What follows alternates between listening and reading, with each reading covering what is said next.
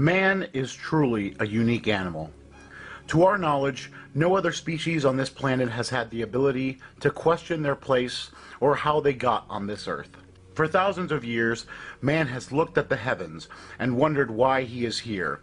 Man has created religions to try to answer these questions, before he was technologically advanced enough to discover the answer to these questions for himself.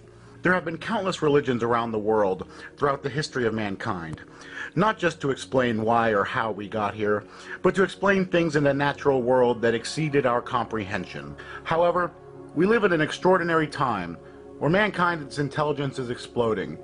Not only do we have the capacity to understand how the natural world works, we also understand how we got here for the most part. So it seems rather silly that now, when we live in a time where we can collide subatomic particles to try to recreate the Big Bang, does our species still cling to superstitions created at a time where man's greatest technological achievement was the plow? The Wright brothers first invented the way for man to fly under powered flight in 1903. A mere 66 years later, in 1969, mankind made a huge leap into the cosmos and landed on another celestial body. It's one small step for man, one giant leap for mankind.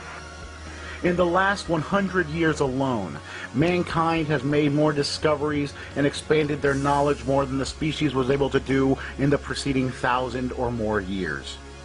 The problem with religion is that the religious system drills into us from a young age that we are powerless and weak and evil, and that our society is somehow fragmented. It's all bullshit.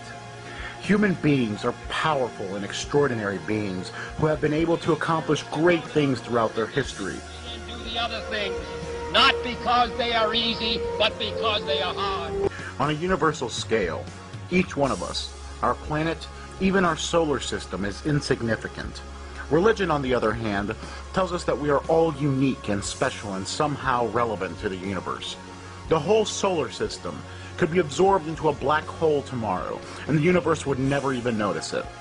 The want or need to be important on a cosmic scale is both foolish and egotistical. The planet has been through so much. We are here because of a long line of a glorious and beautiful process.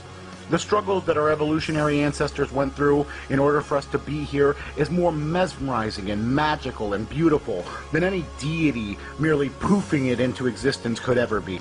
There is hope for mankind, and it doesn't involve the coming of a savior, or the second coming of a savior for that matter. The hope of mankind rests strictly on the shoulders of man.